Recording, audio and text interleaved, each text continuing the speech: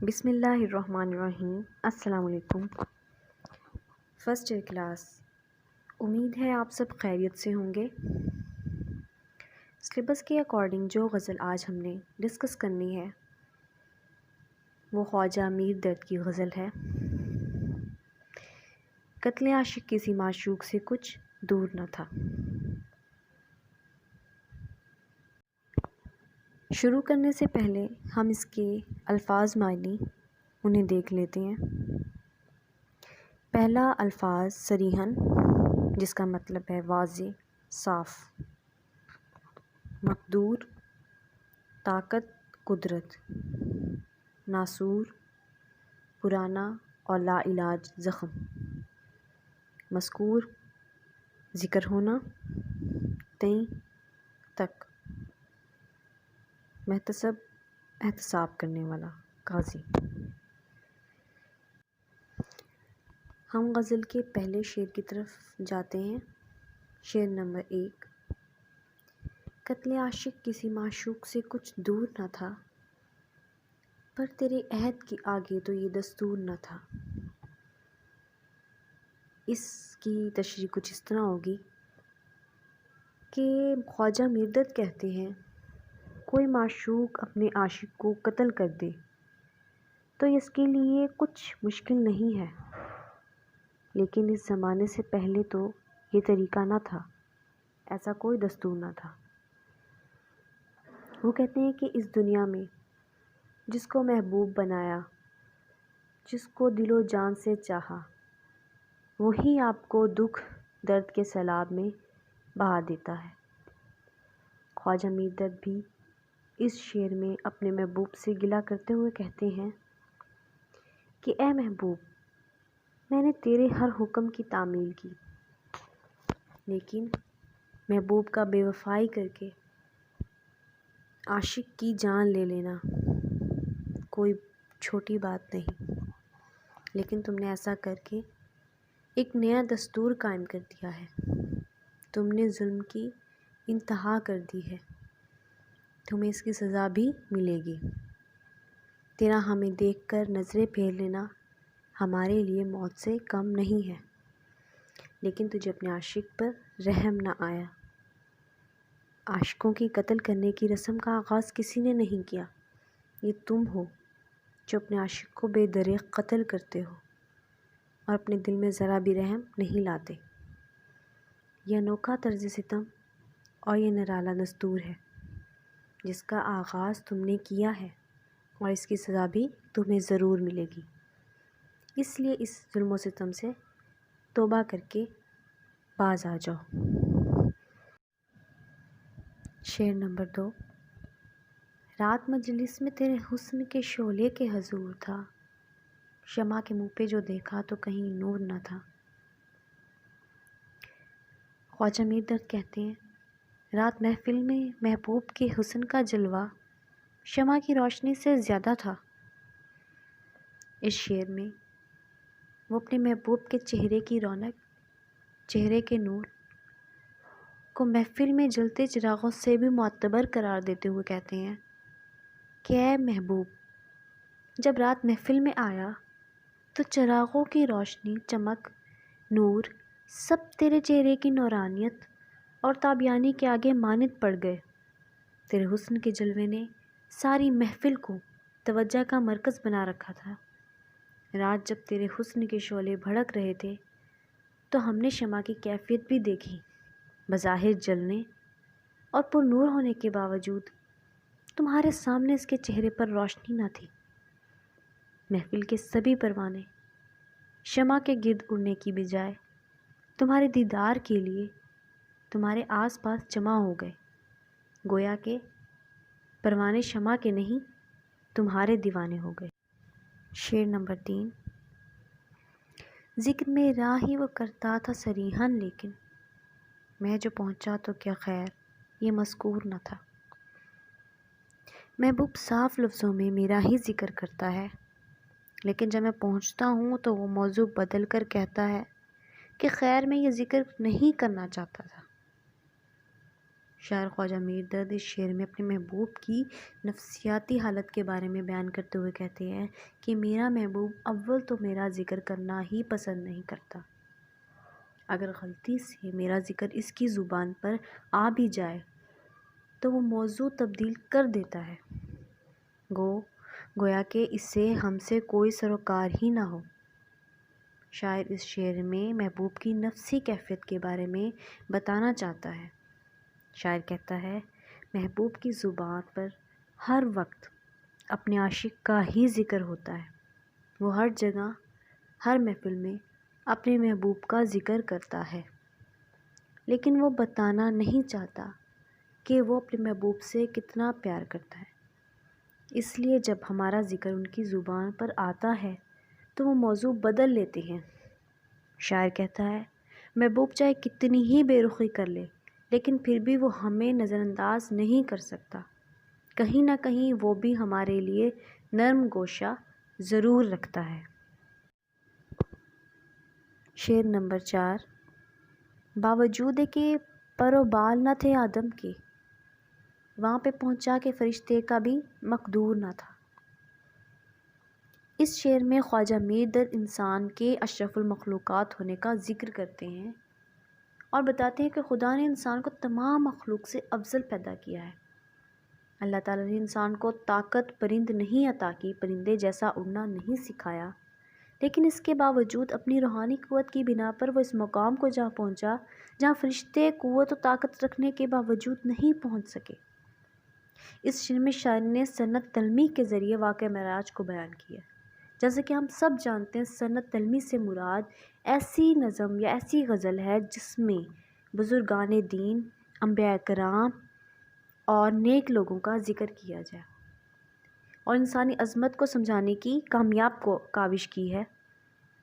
انہوں نے بتایا کہ جب ہمارے نبی صلی اللہ علیہ وآلہ وسلم حضرت جبرائیل کی رہنمائی میں مکے سے بیت المقدس اور وہاں سے سدرۃ المنتہا پہنچے تو حضرت جبرائیل نے حضرت محمد صلی اللہ علیہ وآلہ وسلم سے کہا کہ میں آگے نہیں جا سکتا۔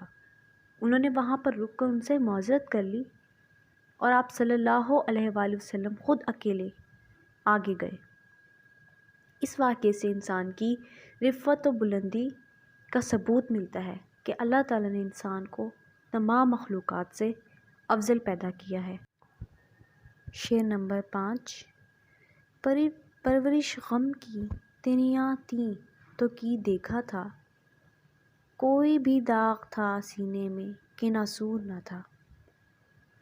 خواجہ میر درد کہتے ہیں کہ اے محبوب، میں نے تیرے غم کو اپنے سینے میں اتنا پالا ہے کہ اب کوئی داغ سینے میں ایسا نہیں جو بھر سکے۔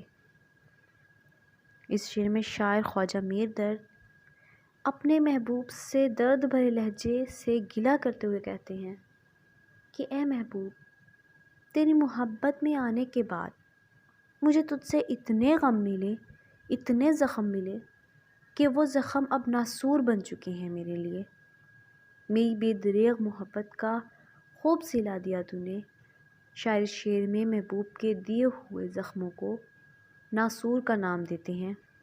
اس سے مراد یہ ہے کہ اے محبوب، تیری محبت میرے اندر گھر کر چکی ہے، اتنی زیادہ گھر کر چکی ہے کہ اب جو تمہارے دیے ہوئے زخم ہیں وہ بھرتے نہیں ہیں۔ ہم تیرے دیے ہوئے زخموں کی طرح اس کی بھی حفاظت کرتے ہیں۔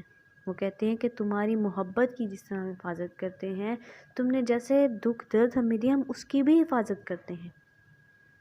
تیرے زخموں کی طرح حفاظت کی ہے، انہیں اپنے دل سے لگا رکھا ہے تاکہ وہ ناسور بن چکے ہیں میرے لیے۔ شعر نمبر 6۔ محتسب آج تو میں خانے میں تیرے ہاتھوں، دل نہ تھا کہ کوئی کہ شیشے کی طرح چور نہ تھا۔ شاعر خواجہ میر درد اس شعر میں کہتے ہیں کہ ہر نیک و بد پر ٹوکنے والے، اے حساب لینے والے، آج تو میں خانے آیا، تو نے شرابیوں کا محاسبہ کر دیا، تو نے اتنے گستاخ لہجے میں انہیں ڈانٹا اور سزائیں سنائی، بظاہر یہ تو نے اچھا عمل کیا۔ لیکن شاعر کہتا ہے، اس اچھے عمل کو اس نے کر تو دیا، لیکن شرابیوں کے دل ان گلاسوں کی طرح ٹوٹ چکے ہیں جن میں وہ شراب پیتے تھے۔ ان شیشے کے گلاسوں کی طرح ان کے دل ٹوٹ کر زیرہ زیرہ ہو چکے ہیں۔ شاعر کہتا ہے کہ تو نے شرابوں کے دل توڑے اور دل توڑنا گناہ ہے۔ اس لیے محتسب نے شراب نوشی جیسی برائی کو روکنے کے لیے خود اسے بھی بڑی غلطی کر دی، کیونکہ اس نے لوگوں کے دل توڑ دیے شاعر کے نزدیک، اور اس کی وجہ سے میخانے میں موجود ہر فرد کا دل ٹوٹ گیا۔ اصول دنیا ہے کہ صاحب اقتدار لوگ ہمیشہ لوگوں پر ظلم کرتے ہیں۔ یہ ایک بالکل دنیاوی شعر ہے۔ شاعر کہتا ہے کہ میخانے میں مجلس لگی ہوئی تھی، وہاں موجود سب لوگ شراب نوشی میں مشغول تھے۔ ایسے میں محتسب آیا اور اس نے لوگوں کو شراب پیتے دیکھا تو اس نے سارے جام توڑ دیے اور شراب بہا دی۔ اس بات پر شاعر محتسب سے مخاطب ہو کر کہتا ہے کہ تو نے اپنی طور پر تو اچھا کام کر دیا، لوگوں سے شراب چھین کر زمین پر بہا دی اور ان کے جام توڑ دیے۔ تیری اس بات سے کتنے لوگوں کا دل دکھا، کیا تمہیں اس بات کی بھی خبر ہے؟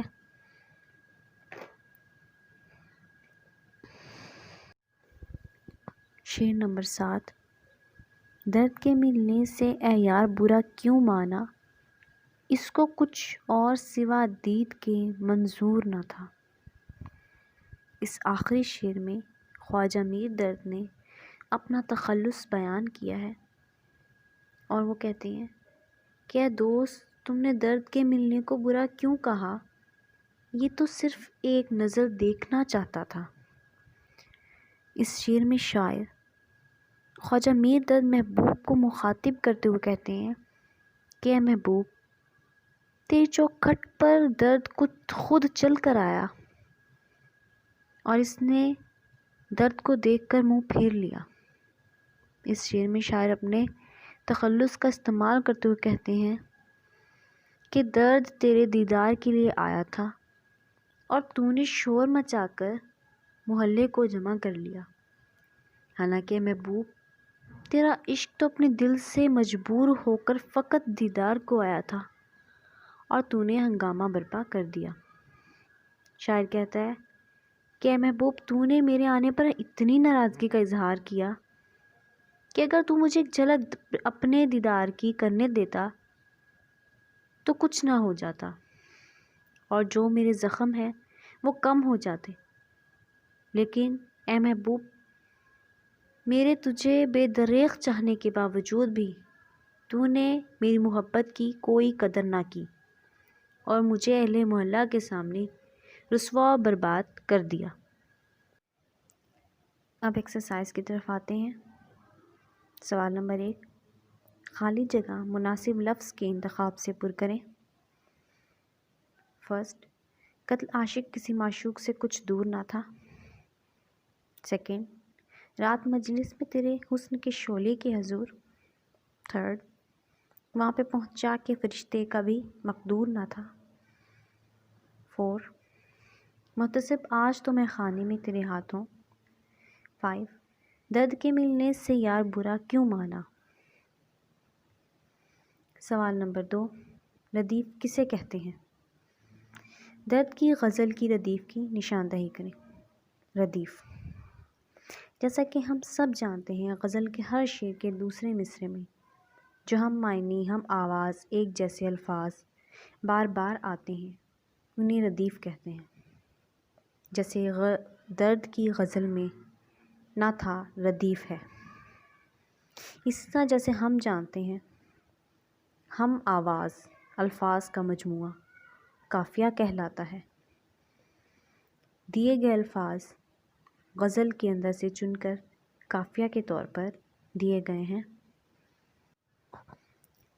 سوال نمبر 3، کنایہ قریب اور کنایہ بعید میں مثالوں کی مدد سے فرق واضح کریں۔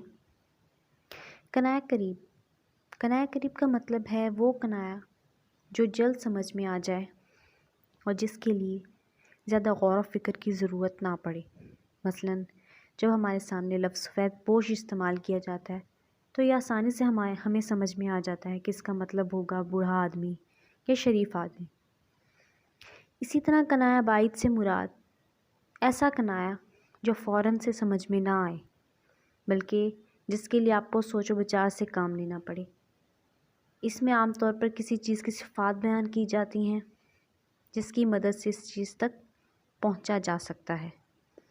مثال جیسے ہمارے سامنے دی گئی ہے، ساقی وہ دے ہمیں کہ ہوں جس کے سبب سے محفل میں آؤ آتش و خورشید ایک جا۔ یہاں ساقی سے شراب مانگی گئی ہے مگر اس کا نام کہیں نہیں آتا، البتہ آب و آتش و خورشید جو اس کی صفات میں سے ہیں بیان کی گئی ہیں، انہیں کنایا بعید کہا جائے گا۔ نیکسٹ سوال کی طرف آتے ہیں۔ مندرجہ ذیل کی تعریف کریں اور 2 مثالیں لکھیں۔ اب انہوں نے کہا ہے مرات النظیر سے کیا مراد ہے؟ حسن تعلیل، لف و نشر، تلمیح، تضمین۔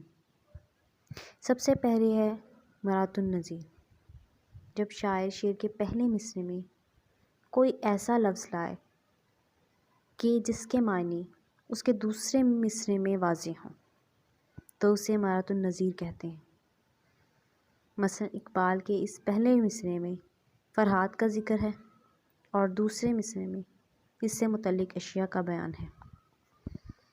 زندگانی کی حقیقت کوہ کن کے دل سے پوچھ، جو لے شعر و تشا سنگ گراں ہے زندگی۔ اسی طرح مثال نمبر 2، آشنا اپنی حقیقت سے ہوا دہقاں ذرا، دہقان کہتے ہیں کسان کو، دانا بھی تو، کھیتی بھی تو، حاصل بھی تو۔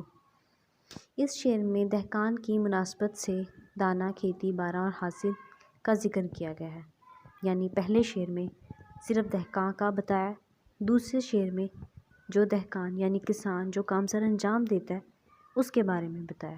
جیسا کہ ہم اوپر ڈسکس کر چکے ہیں کہ مرات النظیر سے مراد کہ اگر شاعر شعر کے پہلے مصرعے میں ایک لفظ بیان کرتا ہے اور دوسرے مصرعے میں اس کی وضاحت کرتا ہے تو اسے کیا کہتے ہیں؟ مرات النظیر۔ حسن و تعلیل، جب شاعر شعر میں کسی چیز کی ایسی وجہ یا سبب بیان کرتا ہے جو در حقیقت اس کی وجہ نہیں ہوتی تو اسے حسن و تعلیل کہیں گے۔ مثلا تمہارے شہیدوں میں شامل ہوتے ہیں گل و لالہ وار خواں کیسے کیسے۔ اب اس شعر میں شاعر سرخ رنگ کے پھولوں کے کھلنے کی وجہ بیان کرتے ہیں کہ میرے محبوب کے سرخ رنگ سے یہ متاثر ہوتے ہیں، حالانکہ ایسا نہیں ہے۔ پھولوں کے سرخ رنگ کی وجہ یا سبب یہ نہیں کہ پھول تو قدرتی طور پر سرخ ہوتے ہیں، یعنی کہ شاعر نے بتایا ہے کہ پھولوں کے کھلنے کی وجہ اور ان کے رنگ کی وجہ شاعر کا محبوب ہے، حالانکہ ایسا نہیں ہے، چنانچہ اس کو کیا کہیں گے؟ حسن تعلیل۔ تلمیح، جب شاعر اپنے کلام میں کسی قرآنی آیات یا تاریخی واقعے، داستان یا کہانی کی طرف اشارہ کرے تو اسے صنعت تلمیح کہتے ہیں۔ مثال نمبر 1، منصور کو ہوا لب گویا پیام موت، اب کیا کسی کے عشق کا دعویٰ کرے کوئی۔ علامہ اقبال کے اس شعر میں منصور کے اس تاریخی واقعے کی طرف اشارہ موجود ہے جب اسے پھانسی پر لٹکایا گیا تھا۔